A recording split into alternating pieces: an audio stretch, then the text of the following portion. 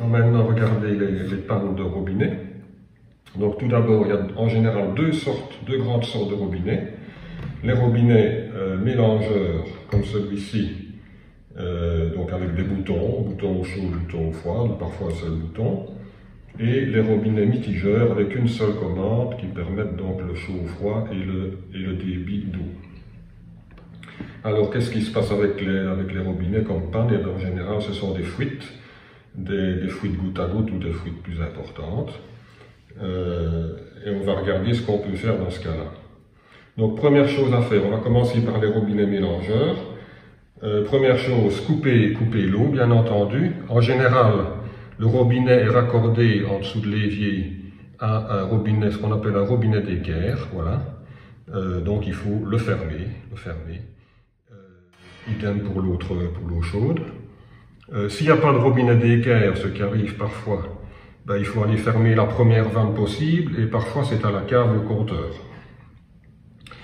Alors, une fois que l'eau est coupée, il arrive aussi d'ailleurs que le robinet est bloqué, très souvent même par le calcaire, et dans ce cas-là il est inutilisable, donc il faut aller couper au compteur ou une vanne intermédiaire.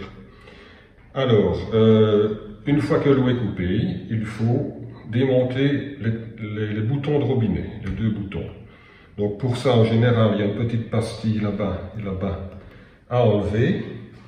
Donc, avec un tout petit tournevis, le plus petit possible, s'introduire sur le côté de la pastille et la retirer. Idem de l'autre côté. Voilà. Et ne pas la perdre. Alors, après ça, soit on peut tirer le robinet, le bouton de robinet directement. Parfois, il y a une vis qui tient le bouton. Ben, s'il y a une vis, c'est le cas ici. Il faut l'enlever. Et puis, on tire. S'il n'y a pas de vis, on tire tout de suite, bien entendu. De l'autre côté, idem. On dévisse. Et puis, on tire. Mais si ça ne vient pas, parce que c'est entartré ou serré ou peu importe pourquoi, alors il faut utiliser un petit marteau et un petit morceau de bois pour le tirer dehors. Quelques petits coups. Et voilà. Alors, ceci étant fait, il faut démonter les têtes de robinet. Voilà les deux têtes de robinet. Pour ça, il faut une clé plate ou une clé à molette comme celle-ci, avec le manche le plus long possible pour avoir un grand bras de levier. Voilà. Et hop, on desserre. Voilà. Idem de l'autre côté. Maintenant, si c'est tellement serré ou si c'est tellement entartré que ça ne marche pas à la clé, malgré la force qu'on y met, et bien à ce moment-là, il faut de nouveau utiliser un petit marteau pour le décoincer. Et puis alors après, normalement, ça vient tout seul. Voilà. Voilà les deux têtes enlevées. Alors, il y a deux sortes de têtes. Je l'ai fait exprès. Donc, de ce côté-ci, c'est une tête avec un joint de clapet en caoutchouc. Tandis qu'ici, c'est un quart de tour. Donc, c'est un quart de tour. Donc, on ferme simplement en tournant un quart de tour, alors qu'ici, il en faut beaucoup plus. Prenons d'abord la tête de robinet à joint de clapet. En général, ce qui se passe, c'est que le joint ici est usé, abîmé, écrasé. Bref, il laisse passer l'eau. Il faut donc dans ce cas-là le remplacer. Pour le remplacer, il faut l'enlever et pour l'enlever, il faut enlever la vis ici au milieu. Voilà. Une fois que la vis est enlevée, on enlève le joint. Le joint en général est abîmé, il est écrasé, mais celui-ci ne l'est pas. Mais il est écrasé. Alors on peut soit le remplacer carrément, il faut aller l'acheter, soit on le retourne. S'il n'a jamais été retourné, on le retourne et il est très bon de l'autre côté. Et donc, voilà, il est reparti pour une deuxième vie. Alors, parfois, il suffit simplement de nettoyer le calcaire, le tartre qui s'est accumulé dessus.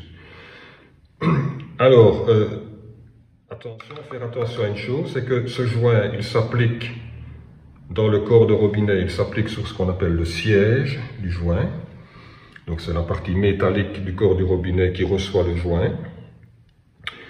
Très fréquemment, il est lui aussi entartré ou abîmé. Il faut donc le nettoyer ou le remettre en état. Avec quoi? Avec ce qu'on appelle un rodoir à robinet. Donc c'est une petite fraise. Tout simplement. Lui, on le visse à fond, mais sans serrer trop. Il faut faire attention, ça ne sert pas trop. Et alors on donne quelques tours, 3-4 tours maximum, en poussant un peu dessus. On le retire et on regarde. Et on doit voir le siège de robinet bien luisant sur toute la circonférence. Bien luisant et sans creux. Sans creux qui d'ailleurs apparaîtrait plutôt en noir. S'il y a un creux, eh bien, il faut continuer à fraiser pour enlever tous les défauts. Alors une fois que c'est fait,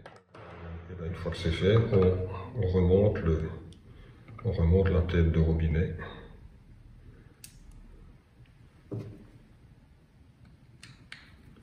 On revisse ici. On revisse ici. On serre à la clé, bien entendu. On remet le bouton.